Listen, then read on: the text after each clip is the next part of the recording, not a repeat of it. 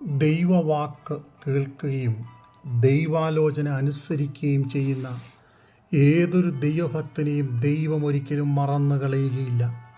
പലപ്പോഴും മാനുഷിക വാക്കുകൾക്കനുസരിച്ച് നമ്മളുടെ പ്ലാനുകളും ചിന്തകളും മാറിപ്പോകുന്നത് നമുക്ക് കാണുവാൻ കഴിയും.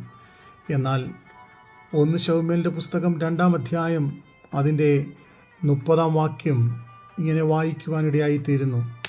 എന്നെ മാനിക്കുന്നവനെ ഞാൻ മാനിക്കും, എന്നെ നിന്ദിക്കുന്നവനെ ഞാൻ നിന്ദിക്കും. അതെ, കർത്താവിൻ്റെ വാക്ക് കേട്ട് കർത്താവിനെ മാനിക്കുവാൻ ഒരുവൻ ഇറങ്ങിത്തിരിച്ചാൽ അവനെയും അവൻ്റെ തലമുറയെയും കർത്താവ് അനുഗ്രഹിക്കുന്നു. ആഴിയോ ആഴമോ നോക്കാതെ നാം ദൈവാലോചനയ്ക്കായി ഇറങ്ങിത്തിരിക്കുമ്പോൾ, ദൈവവാക്ക് നാം അനുസരിക്കുമ്പോൾ ദൈവത്തിൻ്റെ പദ്ധതികൾ വലുതും വിശാലവുമാണെന്ന് നാം മറന്നു പോകരുത്. ഒന്നും അറിയാത്ത ഒരു പശ്ചാത്തലത്തിൽ അബ്രഹാം എന്ന് പറയുന്ന ദൈവഭക്തൻ ദൈവാലോചനയ്ക്ക് വേണ്ടി ദൈവശബ്ദം കേട്ട് ഇറങ്ങിത്തിരിച്ചു. ഇടത്തോട്ടോ വലത്തോട്ടോ തിരിയണമെന്ന് തനിക്കറിയില്ല. എന്നാൽ ദൈവശബ്ദത്തിന് മാത്രം വില കൊടുക്കുകയും ദൈവാലോചനയ്ക്ക് മുൻപിൽ താൻ കീഴ്പ്പെടുകയും ചെയ്തു.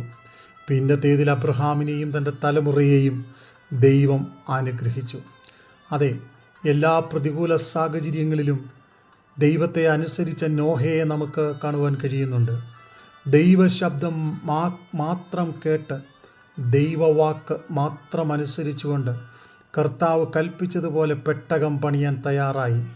അതെ, നോഹയെയും കുടുംബത്തെയും ദൈവം വലിയ പ്രളയത്തിൽ നിന്ന് വിടുവിപ്പാനിടയായിത്തീർന്നു. നമ്മുടെയും ജീവിത സാഹചര്യങ്ങളിൽ പലപ്പോഴും ഒറ്റപ്പെടലുകളും പ്രതികൂലങ്ങളും അനർത്ഥങ്ങളും രോഗങ്ങളും ആരും സഹായിക്കാനില്ലാത്ത ജീവിത സാഹചര്യങ്ങളും അതുപോലെ നിന്ദയുടെ സാഹചര്യങ്ങളും നമ്മുടെ മുമ്പിൽ പ്രത്യക്ഷപ്പെടാനിടയുണ്ട്. എന്നാൽ ദൈവവാക്ക് കേട്ടനുസരിച്ച് ദൈവമുഖം അന്വേഷിച്ചുകൊണ്ട് ദൈവാലോചനയ്ക്ക് കീഴ്പ്പെട്ട് ഒരുവൻ മുൻപോട്ട് പോയാൽ അനർത്ഥങ്ങൾ കഷ്ടങ്ങൾ വരത്തില്ലെന്നല്ല, എന്നാൽ അനർത്ഥങ്ങളുടെയും കഷ്ടങ്ങളുടെയും ഒക്കെ നടുവിൽ ദൈവം തൻ്റെ അത്ഭുതകരം നീട്ടി നമ്മെ വിടുവിക്കുകയും സഹായിക്കുകയും ചെയ്യും. അതുകൊണ്ട് ജീവിതത്തിൽ ദൈവം ഒരുക്കി തരുന്ന എല്ലാ സാഹചര്യങ്ങളിലും ദൈവാലോചനയ്ക്ക് കീഴ്പ്പെട്ട് കർത്താവിനെ മാനിക്കുന്നവരായി, അതെ, 1 ശമൂവേലിൻ്റെ പുസ്തകം 2-ാം അധ്യായം അതിൻ്റെ 30-ാം വാക്യത്തിൽ വായിച്ചതുപോലെ എന്നെ മാനിക്കുന്നവനെ ഞാൻ മാനിക്കും എന്ന വചനപ്രകാരം ദൈവത്തെ മാനിച്ച് ദൈവാലോചനയ്ക്ക് കീഴ്പ്പെട്ട് ദൈവഹിതത്തിനായി മുൻപോട്ട് പോകാം. ദൈവം നമ്മെ സഹായിക്കട്ടെ.